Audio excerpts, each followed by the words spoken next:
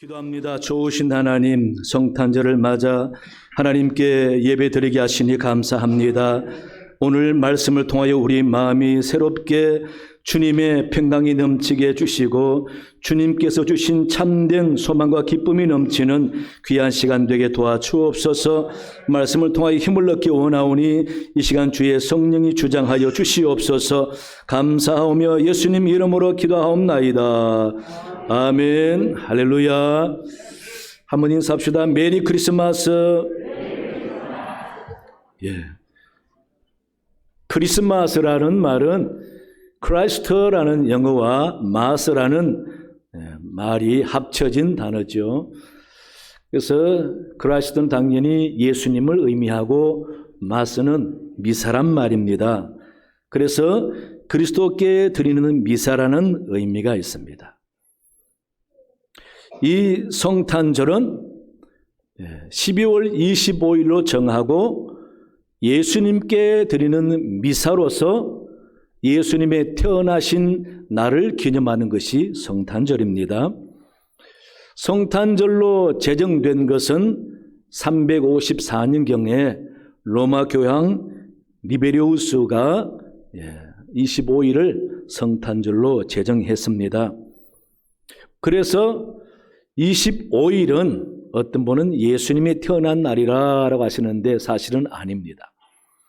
예수님께서 겨울보다는 초봄에 태어나셨다라고 보는 게 학자들의 판단입니다. 하지만은 12월 25일을 예수님이 태어난 날은 아니지만은 예수님이 이 땅에 오신 날을 기념하면서 예수님께 미사드리자 하고 정한 날입니다. 그래서 예수님께서는 이 땅에 오셨기 때문에 모든 인류의 소망이요 평화가 됐다. 또 우리 인류의 앞으로 놀라운 은혜와 소망을 끼친다라는 것을 많은 사람이 알게 된 것입니다.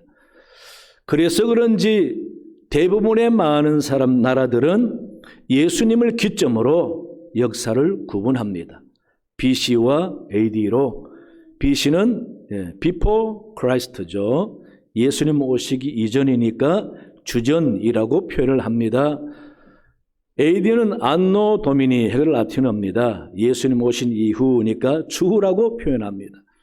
또 히스토리란 말은 히스와 스토리의 합성어잖아요. 당연히 여기서 그의 이야기지만은 그는 예수님을 두고 하는 말인 것입니다. 그래서 역사의 주관자가 하나님이요 예수님이다라는 것을 가르쳐주고 있는 거죠. 그래서 예수님이 이 땅에 오시면 인류에게 놀라운 은혜요 축복이기 때문에 우리 주님께서 이 땅에 오신 것이 인류의 큰 유익이다. 주님은 오셔서 평화와 생명과 구원으로 이 땅에 오셔서 많은 이에게 그런 소망을 주시는 분이다. 그러므로 우리는 성탄절을 맞이하면서 예수님께서 이 땅에 오신 것을 생각할 때에 먼저 감사와 기쁨이 넘치는 마음 자세로 맞이해야 될 줄로 믿습니다. 그래서 오늘은 성탄절이니까 여러분 무슨 일이 있어도 화내지 마시고 기뻐하시기 바랍니다. 용서 못할 사람이 있으면 오늘 성탄절이니까 내가 너를 용서한다 하고 웃고 화해하시기 바랍니다. 혹시 집에서 싸웠더라도 오늘 성탄절이니까 당신 오늘 기분 좋은 줄 아시라고 그래서 화해하고 기분 좋은 즐거운 마음으로 하루를 지내시길 바랍니다. 오늘 본문 말씀은 예수님께서 태어나신 날의 밤에 천사가 바깥에서 양을 치다가 야영을 하는 목자들에게 나타나서 예수님이 나타남을 이야기해 줍니다. 보라, 내가 온 백성에게 미칠 큰 기쁨의 좋은 소식을 너희에게 전하노라 라고 말합니다. 이어서 구주 되시는 그리스도가 나타나는데 이것이 너희에게 표적이다 라고 말씀하십니다. 표적이 뭐겠습니까? 장차 뭔가 되어질 일에 대한 예표요 암시다라는 겁니다. 예수님께서 이 땅에 태어나는 것이 왜 우리에게 표적인가? 주님은 이 땅에 오신 자체가 기쁨의 소식이기 때문에, 기쁨의 좋은 소식, 즉 복음이기 때문에 그렇습니다. 그러면 주님께서 이 땅에 기쁨의 좋은 소식으로 오셨다면은 무엇 때문에 기쁠까?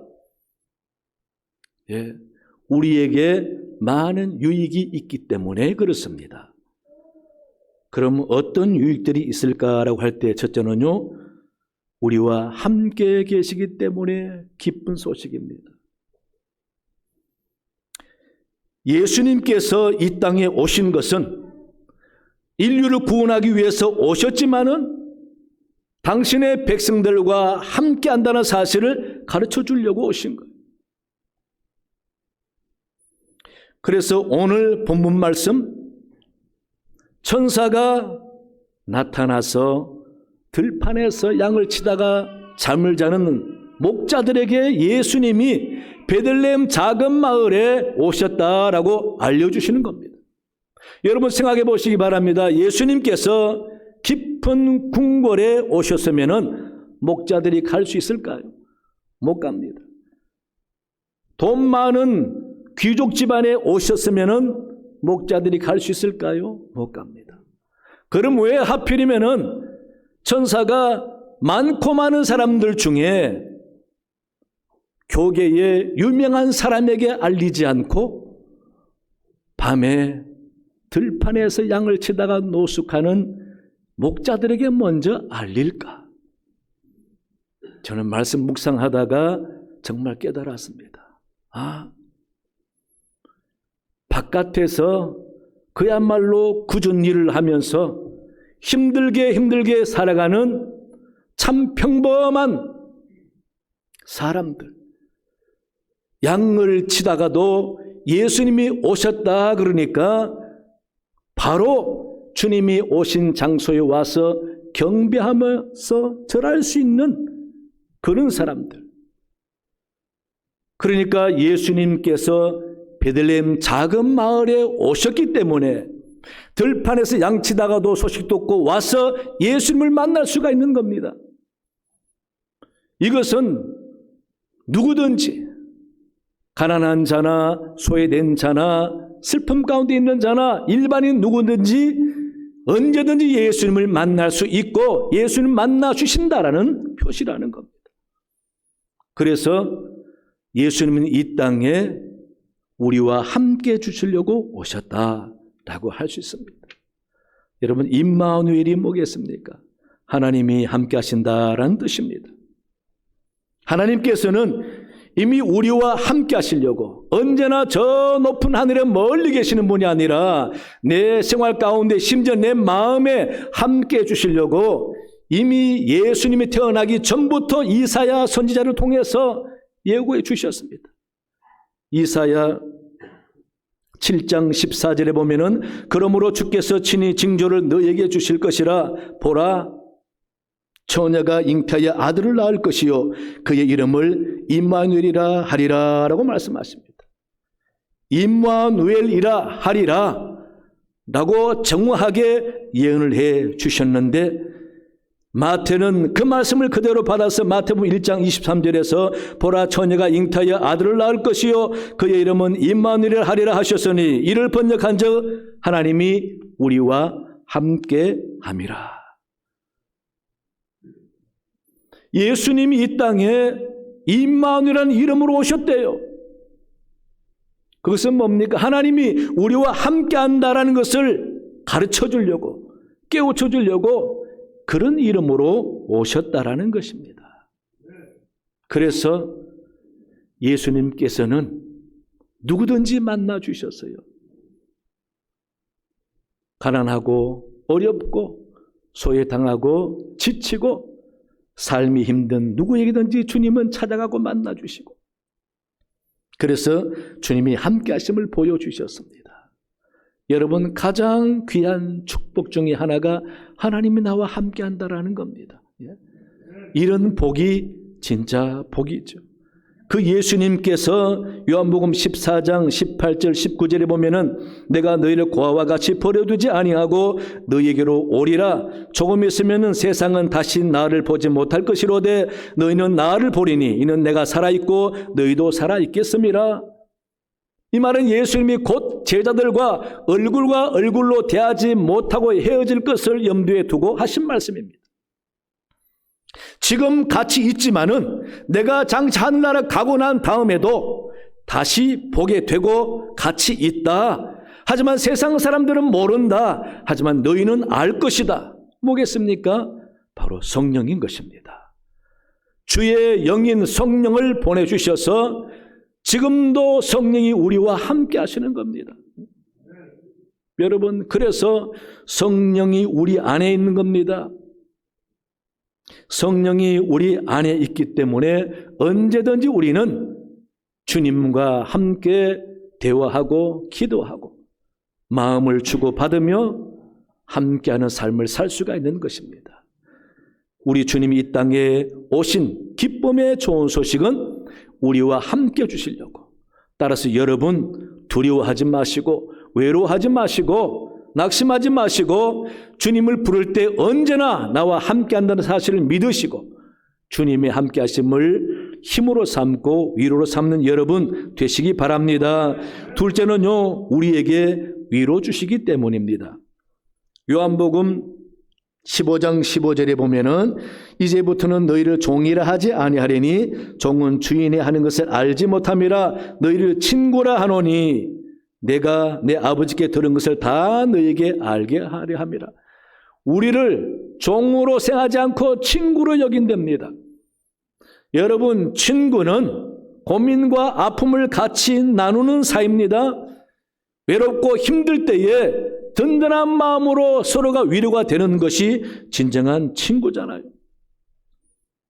유명한 영화 중에 케빈 코스트너가 주연하고 감독한 늑대와 춤이라는 그 영화를 여러분 보셨죠? 거기 대화 가운데 친구에 대해서 그런 말이 나옵니다. 나의 슬픔을 자기 등에 지고 가는 사람, 그게 친구래요. 나의 슬픔을 친구가 등에 지고 간답니다. 진짜 내 슬픔과 질고를 등에 지고 갈 뿐 아니라 다 청산해 주신 분이 예수님 아니십니까? 그 예수님이 나를 위해서 돌아가셨다라는 그 자체 하나가 우리에게 얼마나 큰 위로가 되는가. 그래서 여러분 힘들 때, 외로울 때에, 고난을 겪을 때에 예수님 생각해 보시기 바랍니다. 위로가 될 겁니다. 예수님은 우리의 슬픔과 우리 고난을 다 아시는 분입니다. 누가복음 7장에 보면은 나인성 과부의 아들이 죽었습니다. 이 사람들이 시체를 메고 가는데 예수님이 그 광경을 보셨습니다. 절망 가운데 슬퍼하며 따라가는 그 여인을 볼 때에 참 마음이 너무도 아파서 가는 장례 행렬을 세우고 그 아들 청년을 살려줍니다. 여러분, 그 과부에게는 남편도 없이 그 아들 하나 의지하고 살아가야 하는데 그 아들마저 죽었으니 얼마나 참 삶의 소망이 없고 힘들겠습니까? 그런 여인에게 예수님이 오셔서 그의 고통을 해결해 주셨어요. 얼마나 위로가 됐겠습니까? 하나님 이같이 우리의 아픔을 아신다라는 겁니다. 그러니 여러분 주님께 맡기고 주님께 의지하며 기도해 보시면은 위로가 될 줄로 믿습니다. 19세기에 프랑스에서 유명한 화학자요 미생물학자인 루이 파스테르가 있습니다. 이 사람은 미생물이 반려와 질병의 원인이 된다는 것을 명백히 밝힌 사람이고 저온 살균법을 개발한 과학자입니다. 이 사람은 믿음도 있어서 진화론이 지배하던 그때에 생명은 생명으로부터 오는 것이라고 주장한 사람입니다. 그런데 이 사람이 당시에 러시아와 프랑스가 전쟁이 일어났는데 한 해밖에 없는 아들이 전장터로 가게 되었습니다. 그런데 전장 소식이 너무도 비관적으로 들립니다. 오던 편지도 끊기고 안 옵니다. 물어보니 소식도 모릅니다. 그래서 이 아버지가 연구만 하고 앉아있을 수가 없다 생각하고 그 아들을 찾아 나섰어요. 전장통으로 아들을 찾아 나섰는데 그는 가다가 참 죽은 말도 보고 죽은 시체도 보고 처참한 모습을 보면서 그 부대를 찾아갔습니다. 드디어 그 부대를 만났는데 1200여 명이 투입된 부대원들 가운데 이제 남은 병사들이 300여 명밖에 안 남았답니다. 그래서 최전방으로 가서 아들을 만날 생각으로 혼자 갔습니다. 갔는데 드디어 아들을 만났습니다. 오버코트를 코미까지 올리면서 눈만 내놓고 웅크리고 있는 아들을 마주친 이 아버지는 멀리서도 자기 아들임을 알아보는 겁니다. 그 아들도 갑자기 병사가 아닌 민간인이 오는 것을 보고 자기 아버지인 줄 알아봅니다. 두 사람은 서로 확인되자 잠시 멈춰서 움직이지를 못하다가 갑자기 달려들어서 안고는 얼마나 울었겠습니까? 그 전장에 찾아가는 아버지 마음도 대단하지만은 여러분 그 전장 통해서 내가 살아서 아버지를 볼 수 있을까? 불투명한 가운데 두려움 속에 있는 아들 입장을 생각해 보시기 바랍니다. 어떻게 아버지가 여기 올 줄은 상상이나 했겠습니까? 기가 막힐 일입니다. 그러니 그 아버지가 나를 보겠다고 여기까지 왔다라는 사실이 전장의 두려움과 무서움 다 사라지고 얼마나 마음에 위로가 되고 평안이 되겠습니까? 너무 벅찬 감동으로 가눌 수가 없는 거죠. 여러분, 그 아들을 찾아간 루이 파스텔보다 우리 하나님은 더 사랑이 크다고 그랬습니다. 자기 독생자 아들을 내어놓고 우리를 구원하고 사랑할 만큼 그 하나님 아버지는 우리를 더 사랑하시고 아끼신다고 그랬습니다. 여러분, 하나님의 그런 아버지보다 더한 마음을 여러분이 아신다면은 얼마나 위로가 되겠습니까? 그래서 주님이 이 땅에 오심은 바로 하나님께서 우리의 삶의 질고와 환난과 많은 어려움을 이기고 위로받으라고 보내신 것이라는 것입니다. 여러분 믿으시기 바랍니다.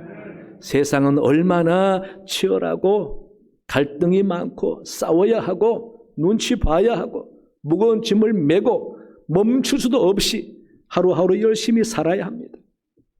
그럴 때 진정 하나님과 예수님께서 나를 살피시고 나를 사랑하시고 나를 안타까이 여기신다라고 믿을 때에 분명히 힘이 될 줄로 믿습니다.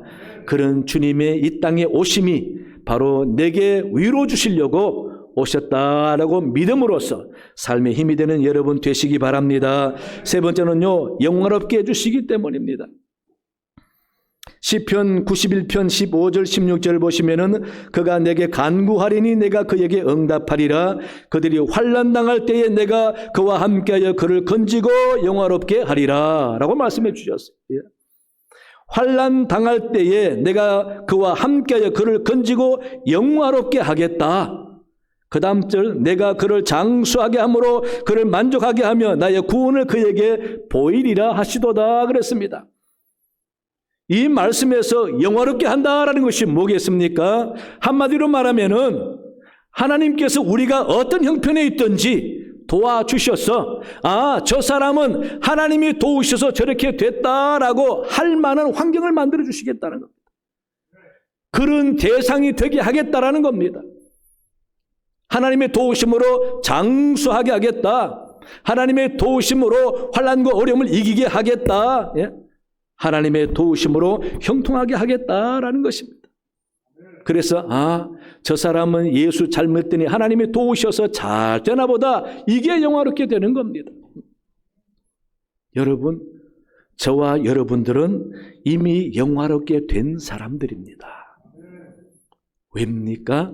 예수님께서 영광으로 이 땅에 오셨고, 그 영광된 예수님께서 우리 위해서 십자가를 지고 모든 죄와 저주를 청산해 주셨어요. 그리고 이제는 의인이 되게 해주셨습니다. 의롭고 하나님의 자녀인 영화로운 사람이 된 것입니다. 여러분, 절대 기죽지 마시기 바랍니다. 배우지 못해도, 돈이 없어도, 비록 출세하지 못하고 말단직에 있어도 여러분 기죽지 마시고 영화롭게 된 사람이라는 사실을 믿고 사시기 바랍니다. 하나님이 여러분 그렇게 만들어 주셨어요. 영화로운 사람입니다. 우리가 영화롭게 됐기 때문에 구원받았습니다. 영화롭게 됐기 때문에 하나님을 아버지라 부르며 기도할 수 있는 것입니다. 영화롭게 됐다라는 것이 하나님이 우리를 돕고 지켜준다라는 것입니다. 그래서 우리는 남부러움 없이 살아야 하는 것입니다. 항상 나는 회개하지 못하고 죄를 청산하지 못한 일반 사람과 다르다 생각하고 거룩한 삶을 사시기 바랍니다.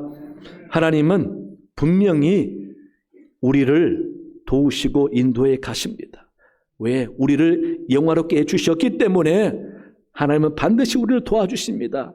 이 사실을 믿으시고 살아가면서 무슨 어려움을 당하든지 낙심하지 마시기 바랍니다. 사도 바울도 고린도 교회에 이 사실을 상기시켜 주었습니다. 고린도전서 6장 19절 20절에 보면은 너희 몸은 너희가 하나님께로부터 받은 바 너희 가운데 계신 성령의 전인 줄을 알지 못하느냐. 너희는 너희 자신의 것이 아니라 값으로 산 것이 되었으니 그런즉 너희 몸으로 하나님께 영광을 돌리게 하라. 여러분, 우리는 값으로 사서 하나님께서 우리를 거룩하게 영화롭게 해주신 성령이 거하는 사람이랍니다. 얼마나 감사합니까? 이런 영화로운 존재가 된 것이 바로 예수님이 이 땅에 오셨기 때문이다라는 겁니다. 그래서 예수님이 이 땅에 오시면 바로 기쁨의 좋은 소식인 것입니다. 우리 사랑교회 여러분, 성탄절을 맞이하면서 우리가 주님이 이 땅에 오신 유익과 의미가 이런 것이다 라고 생각하면서 한 번 더 삶의 힘을 얻으시기 바랍니다. 그리고 감사하면서 즐거워하시기 바랍니다. 그래서 이 사실이 여러분 인생의 큰 유익이요 힘이 되시기를 예수님 이름으로 축원합니다. 하나님 아버지 참으로 감사합니다. 주님 이 땅에 오신 성탄절을 맞아 우리 주님의 오신 기쁨의 좋은 소식이 무엇인지를 알았습니다. 이제는 우리가 하나님이 함께하는 사람이요 영화로운 사람인 줄 알았사오니 언제나 주님의 은혜로 사는 복된 사람인 것을 잊지 않고 복된 사람답게 살아가는 저의 삶이 되게 도와주시옵소서. 감사하며 예수님 이름으로 기도하옵나이다. 아멘.